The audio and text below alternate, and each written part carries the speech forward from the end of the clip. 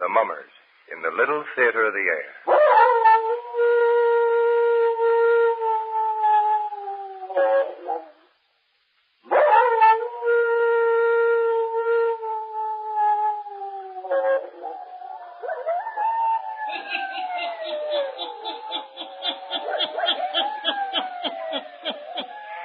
Ghost stories. Weird stories. And murders, too. The Hermit knows of them all. Turn out your lights. Turn them out. Have you heard the story? The House of Purple Shadows? Eh? Then listen while the Hermit tells you the story.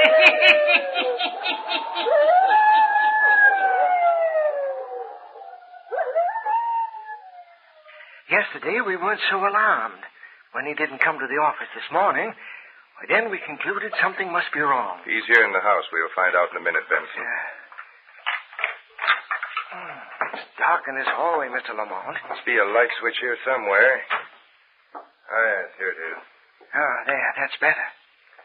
Hasn't been sleeping here at his house for over a year. No, but they said at the club that he wasn't there yesterday. Hadn't slept in his room there last night.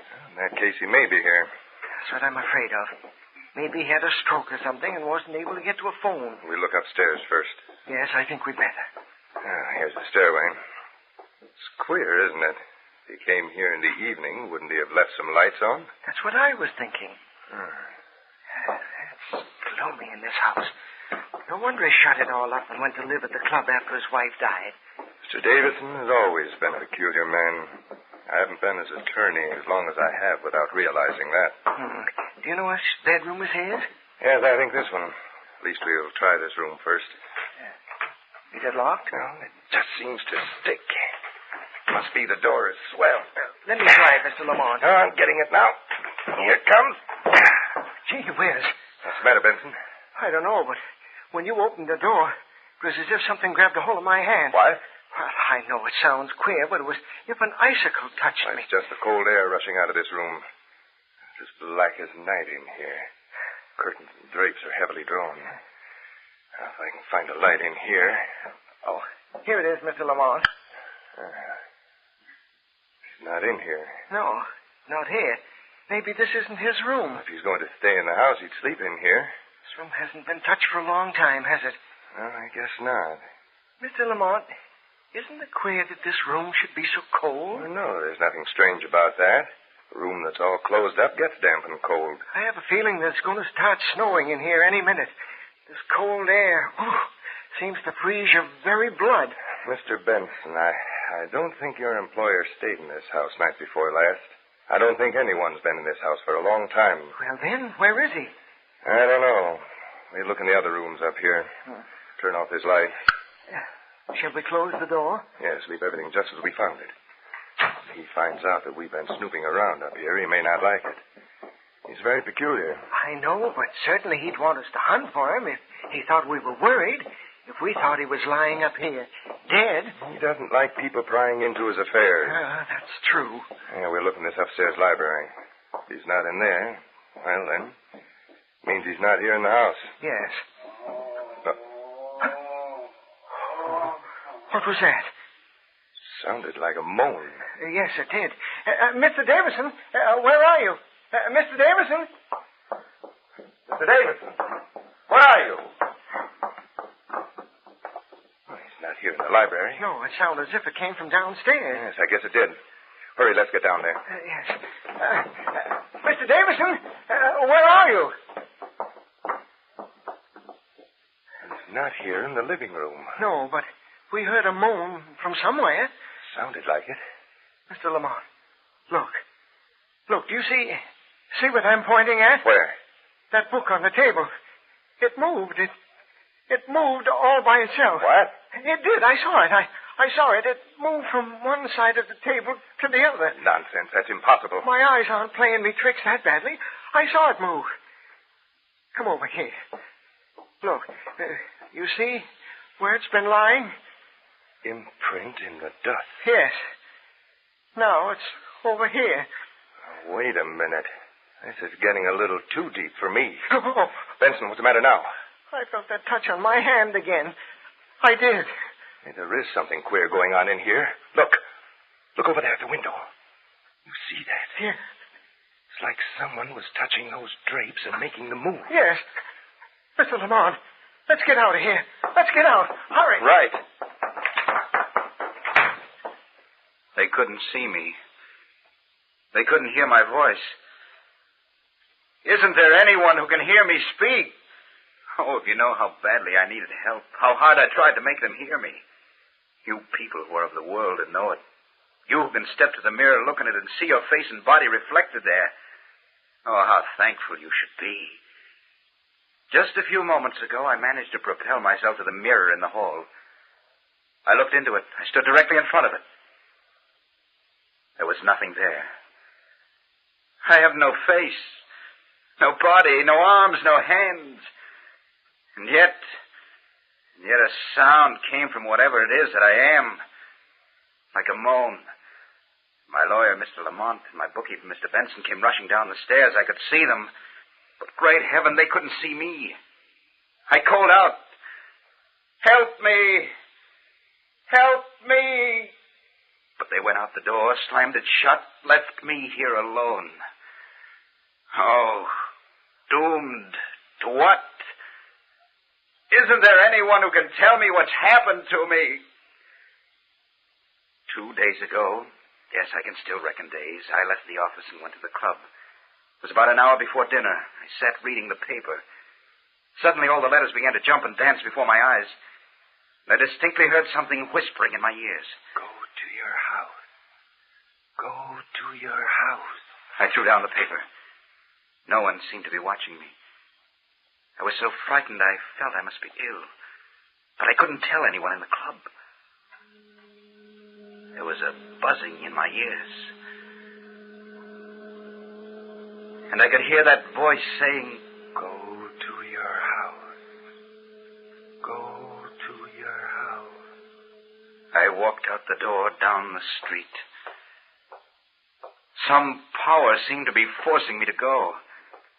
I walked fast. I approached my house. I haven't lived in it since my wife died. I looked up at it.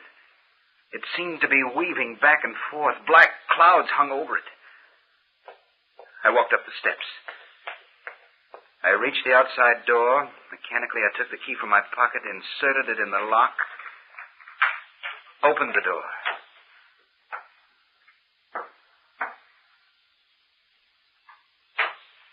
I stood inside. Now, why was I here? Why had I come to the house? I didn't know. I walked into the living room. Suddenly, I felt a great rush of cold wind. It engulfed me, whirled round me, seemed to be wrapping itself about me. Help! Help! What is it? Help! Help! My body is freezing. My blood has turned to ice. Help! Help! Help! I can't move! I can't move!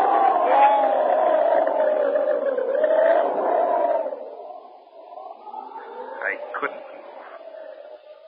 The room seemed to be bathed in a purple twilight. It was then that I realized that I no longer had a physical body. I seemed to see everything in the room but myself.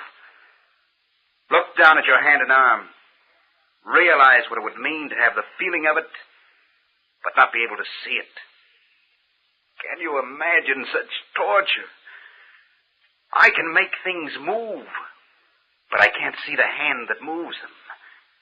Oh, horrible, terrible calamity that has befallen me. How long am I going to go on like this? What sort of a world am I living in? In the purple shadows between this and the next. Someone have mercy on me. Help me. Great heaven, someone help me.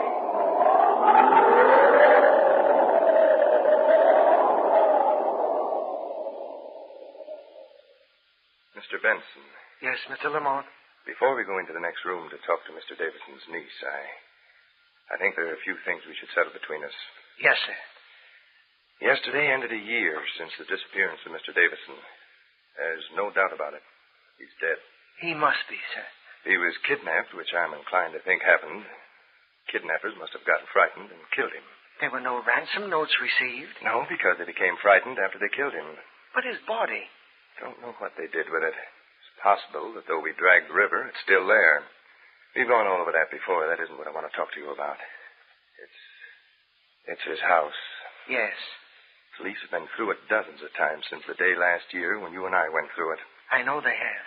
If they saw or heard anything peculiar, they failed to mention it, as far as you and I are concerned. I've never mentioned what happened to a soul. Nor I. Been so long now, I wonder if it could have been true. I often think the same thing. According to Mr. Davison's will, the house and part of his estate is to be deeded to his niece, Loretta Hathaway. She and her husband are in the next room. I think it best, Mr. Benson, that we never tell her what occurred to us that day. I agree. She and her husband are not wealthy. Money in the house will be very welcome to them. We shouldn't spoil it for them. No. All right. We'll go inside now and read the will to them. Mr. Hathaway will take over Mr. Davison's business. Think you'll find him a nice man to work for. Come. Let's go inside. Dan, you think you're going to like it here in this house? It almost seems to be too grand for us. I know it. Weren't you surprised to find out that Uncle Jim had willed us so much? Business, half his money, and this house? Well, rather. But then, of course, there was no one else for him to leave it to. I know. Dan, have you ever thought he might have committed suicide? No. I never thought that. Mother said he wasn't always as peculiar as he was during his last years. What do you mean? Well, I remember her saying it was after he built this house and he and Aunt Mary moved into it that he began to change. You know, there's something about this place that would make anybody change. Now, what do you mean? What I mean, Loretta, is that...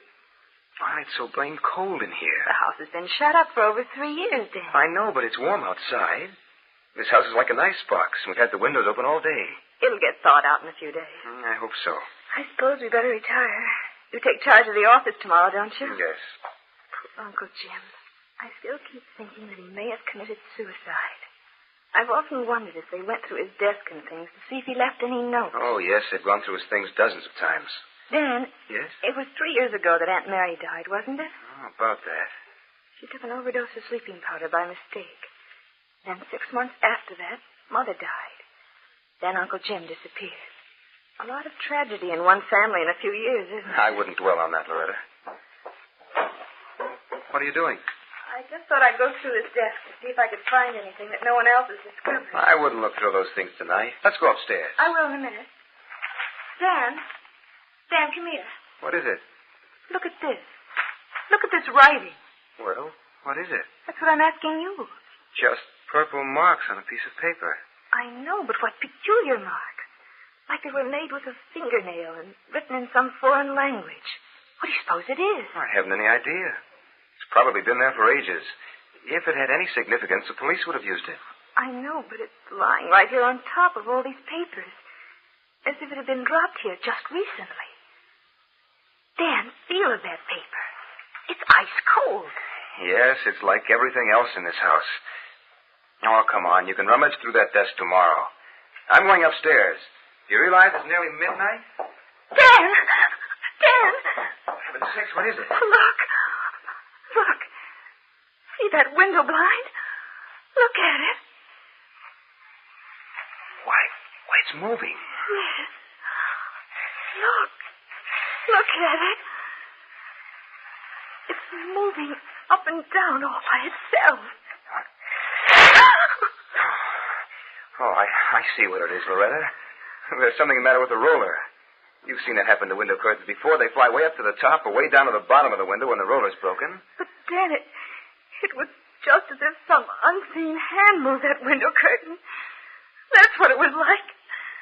Some unseen hand moved that curtain.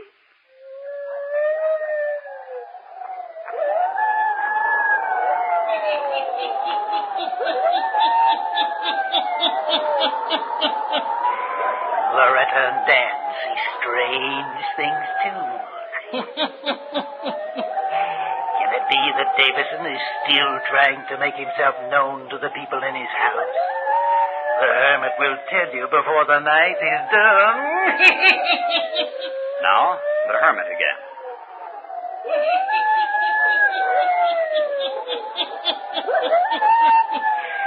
Midnight in the house. Loretta and Dan are sleeping, but not... Well, listen.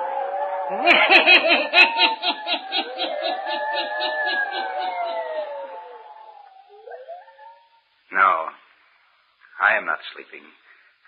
I never sleep. You know that I've been wandering in this, my house, for over a year, living in hideous torture. Oh, I've tried to make someone understand, but it's useless. They only grow frightened, as Loretta did earlier this evening. But she didn't get frightened enough, no. I'll tell you why. What I've discovered in these long, endless hours that I've spent here. There's something strange about this place. Something horrible. You hear the wind? It's beginning again. About midnight every night, it springs up. There's a queer purple glow over everything. And the cold sears me all through again, penetrating to my very marrow. I know. I have no form that you can see, or I can see. But I can feel pain just the same. Such pain as you never dreamed of in your normal world. Loretta and Dan will suffer the same transformation as I have if they don't get out of this house. I've been convinced for a long time now that it must have been true that my wife, Mary, realized there was something wrong in this house.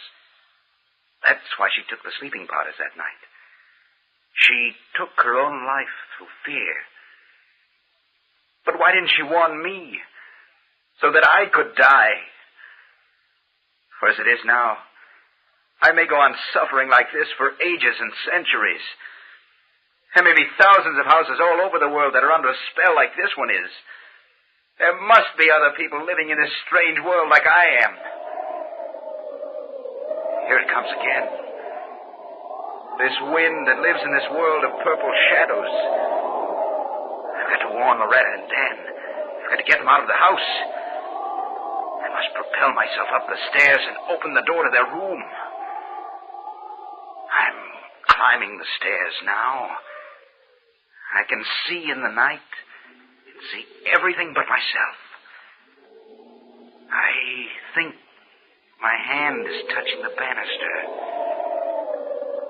Now, I'm at the top of the stairs. I must open the door to the room.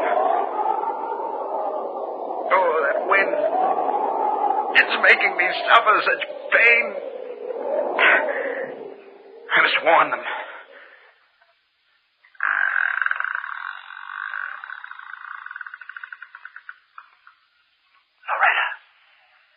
Loretta. She doesn't hear me. Loretta, you must get out of here. Loretta. Oh. She's turning into sleep. Oh, what is it? Dan, wake up. Wake up. What? Wake up, Dan. What'd you say? Wake up.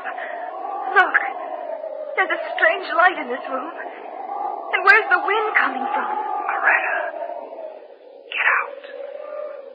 Get out of this house. It's going to be too late. There is a strange light in here. Turn up the night lamp. It doesn't seem to make any difference. The light is getting stronger and stronger. And the wind is freezing me. Freezing my blood. Loretta, I feel it too. Let's get out of this room. Help. I can't move. I can't move. Loretta, I can't move either. I'm powerless. Help. Someone help us. Help. I can feel my whole body changing. Loretta, what's happening to us? Dan, help me. I reached out for you and knocked over the lamp. Loretta, I can't see my hand anymore. I can't see my arms or my legs. Look. Standing in this room. It's Uncle Jim. Jim Davison. Yes. You see me now. For you're changed the same as I am. What's happened to us? We've entered a strange world. This house, it's under some horrible spell. I've been in these shadows since the day I disappeared. Uncle Jim, is there nothing we can do? Nothing? There's our only hope, see? You knocked over that lamp, Dan. This room will soon be all afire. Yes. Let it burn. It may burn down the house and give us the freedom of death. It's our only hope, our only salvation. Death, give us freedom. Let us get out of this torture. Have mercy. Save us. Have mercy. Save us.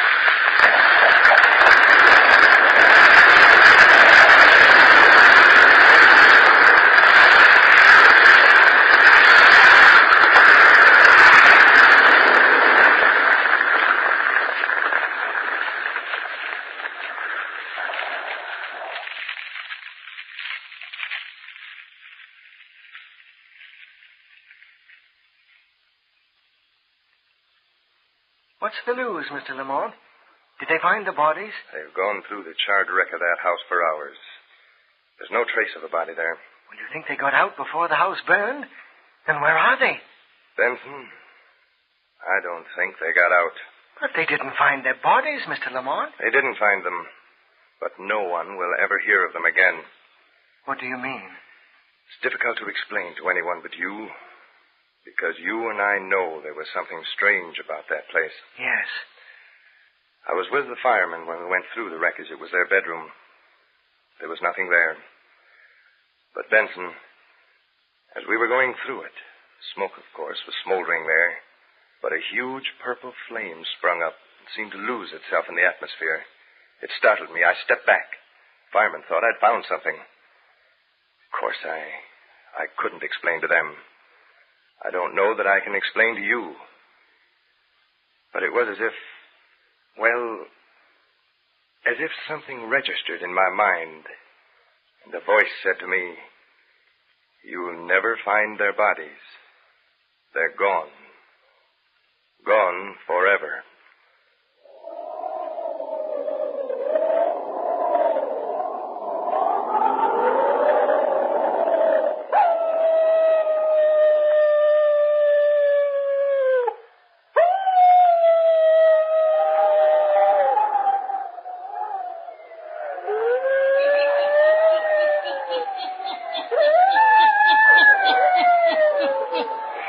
With the house burned down, they who lived in the world of purple shadows are liberated forever.